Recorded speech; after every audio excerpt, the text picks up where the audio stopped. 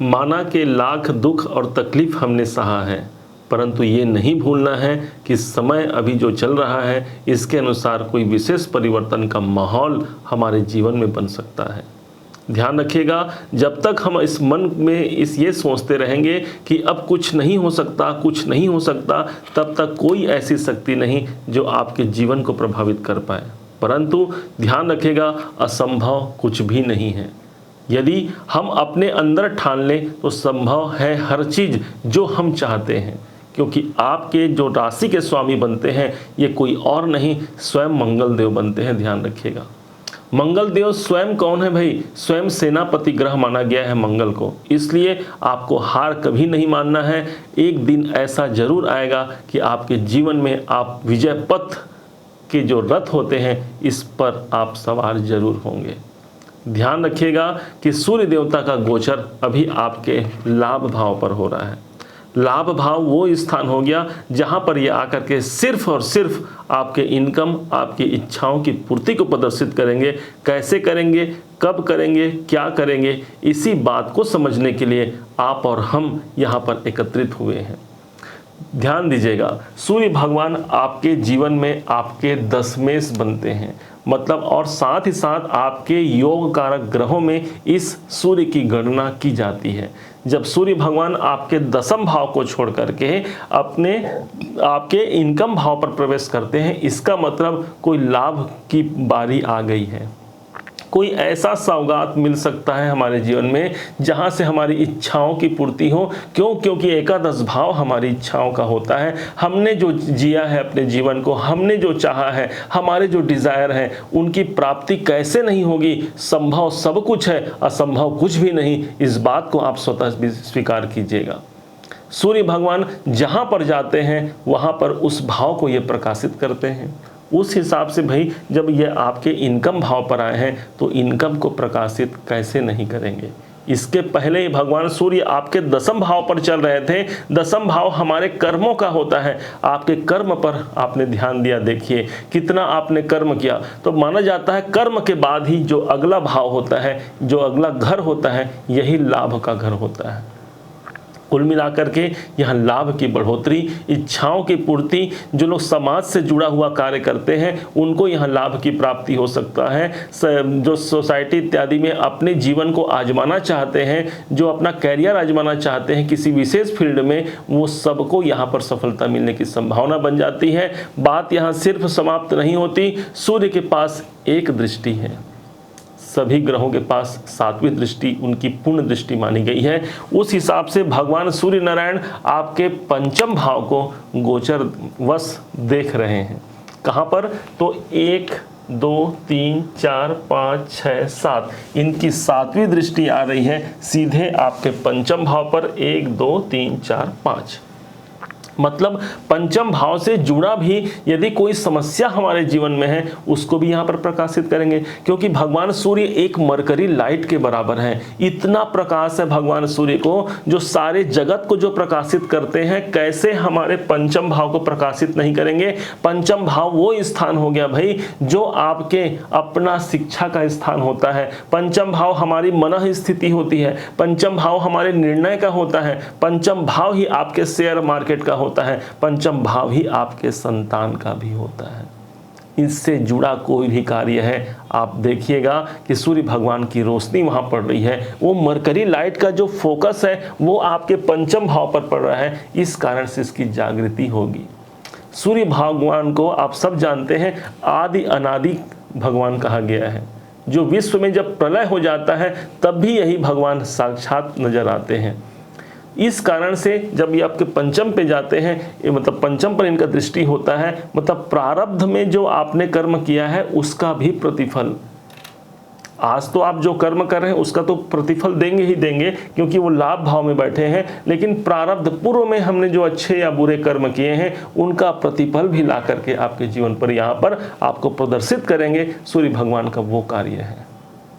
अब इसी दरमियान होगा क्या, सूर्य भगवान अपने 3 नक्षत्रों पर भी भ्रमण करेंगे। ज्योतिष शास्त्र की मान्यता है कोई ग्रह अपना फल तो प्रदान करेगा ही करेगा, साथ में अपने नक्षत्रों का फल भी प्रदान करता है।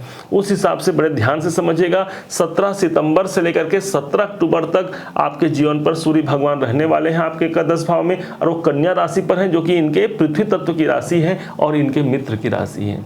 ठीक इसी समय पर जब ये नक्षत्र पर प्रभाव डालेंगे तो 17 सितंबर से लेकर के 27 सितंबर का वो समय होगा, ध्यान दीजिएगा। इस समय अवधि पर सूर्य भगवान उत्तरा फाल्गुनी नाम के नक्षत्र पर होंगे, जिसके स्वामी, जिनके शासक बनते हैं स्वयं भगवान सूर्य। अब लीजिए, मतलब एक तो उन्होंने मतलब अपने ग्रह के रूप में अपना फल तो दिया ही दिया, साथ में नक्षत्र के रूप में भी अपने ही नक्षत्र पर होने के कारण इस भाव की प्रामाणिकता को ज्यादा सिद्ध होते हुए आप देखेंगे। मतलब लाभ या हमारी जो कामनाएं हैं उनकी पूर्ति का सुअवसर आपको दिखेगा। यहाँ पर जो जो बातें अभी आपको बताई हैं वो सब बातें घटित होंगी। क्यों? क्योंकि अब सूर्य भगवान ज़्यादा प्रभावी हो गए हैं। जैसे ही 27 सितंबर से लेकर के 11 अक्टूबर का दिन आएगा, इस समय पर भगवान सूर्य हस्त नक्षत्र पर गोचर करेंगे। हस्त नक्षत्र चंद्रमा का नक्षत्र है और चंद्रमा देवता आपके कुंडली में, आपके राशि के अनुसार किस भाव के अधिपति बनते हैं? ये बनते हैं आपके नवमेश बनते हैं भाई, आपके भाग्य के मालिक बनते हैं चंद्रमा। तो इस कारण से लाभ के स्थान से, मतलब ध्यान समझिएगा, लाभ भाव में बैठे हैं और नवम भाव का प्रतिफल देंगे। मतलब नवम भाव आपके भाग्य का, तो भाग्य लाभ हुआ कि नहीं?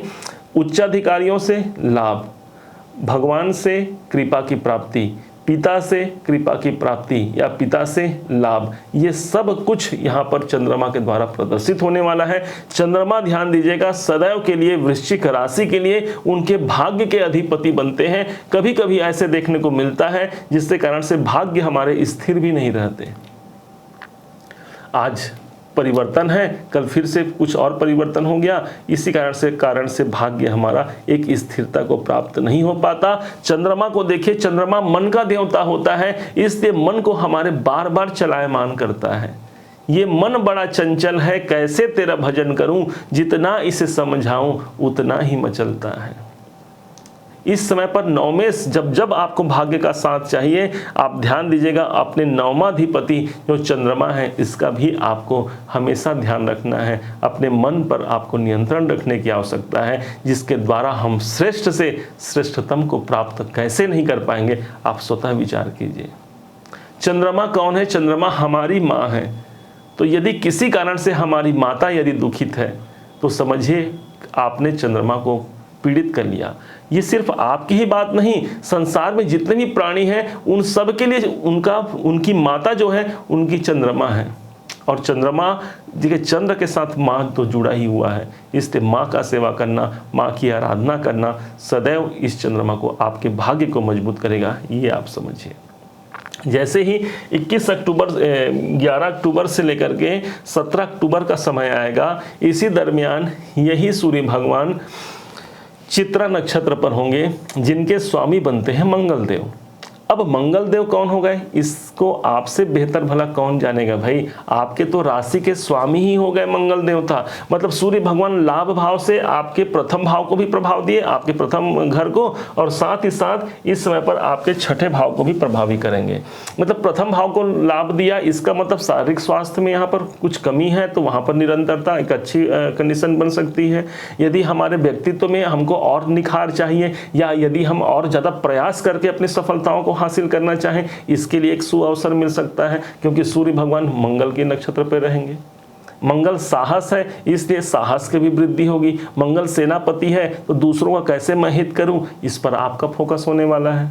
कुल मिलाकर के ये गोचर परिवर्तन आपके लिए तो लाभकारी है, ये आप समझ लीजिए। माना जाता है भगवान सूर्य की आराधना अत्यंत महत्वपूर्ण है। और आपके तो भाई ये करियर के मालिक हो गए हैं। आप बिजनेस करते हैं, जॉब करते हैं, प्रोफेशन काम में है, कोई भी कार्य आप करते होंगे, ध्यान दीजिएगा सदैव के लिए भगवान सूर्य आपके करियर के ही मालिक बनते हैं। और जब वो इनकम भाव पर जाते हैं, आपके करियर को से आपको इनकम निकाल के देंगे। गवर्नमेंट सेक्टर से भी आपको इस समय पर लाभ हो सकता है, क्योंकि सूर्य आपके एकादश भाव में है। कोई आपका कार्य है जो आप सरकारी कार्य करते हैं या सरकार के तरफ से आपको ये उम्मीद है कि मेरा ये कार्य हो पाएगा कि नहीं हो पाएगा, तो सूर्य का गोचर एकादश भाव में है, प्रयास कीजिए, लाभ मिल सकती है।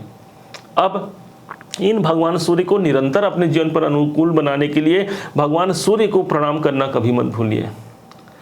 सभी ग्रहों का आशीर्वाद हमें लेना ही होता है, लेकिन भगवान सूर्य ऐसे होते हैं जिनका आशीर्वाद लेने के लिए न कोई विशेष मंत्र की आवश्यकता है, न किसी तंत्र की आवश्यकता है। एकमात्र भानु प्रिय नमस्कार शिव जल अभिषेक। भगवान सूर्य तो मात्र नमस्कार से प्रसन्न हो जाते हैं। एक हाथ जोड़ करके उन्हें नमस्कार कर दीजिए प्रातःकाल उठ करके। आपके दशम भाव अर्थात आपके कैरियर जागृति न हो जाए तो कहना। और दूसरा, जिसके आपके राशि की बात हो रही है, यदि आप विलंब तक सोते हैं तो इसका मतलब कहीं ना कहीं करियर में यहाँ पर बाधाएं आएंगी। क्यों? क्योंकि सूर्य आपके 10वें से, और सूर्य कहने का मतलब है सूर्य के साथ उठें, सूर्य के साथ आप सो जाएं।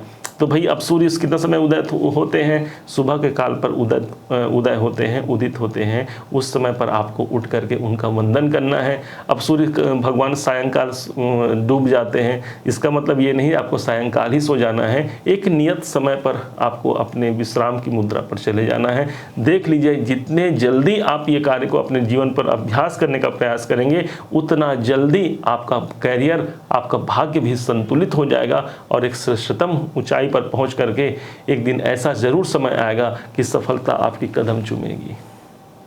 उम्मीद है आप सबने इसे समझा है, आप सबने इसे जाना है। यदि आपको मेरे समझाने का प्रयास सार्थक लगा हो, यदि आपको मेरे समझाने का तरीका सार्थक लगा हो, तो अपना प्यार भरा लाइक और कमेंट करना हर बार की भांति इस बार कभी मत भूलिएगा।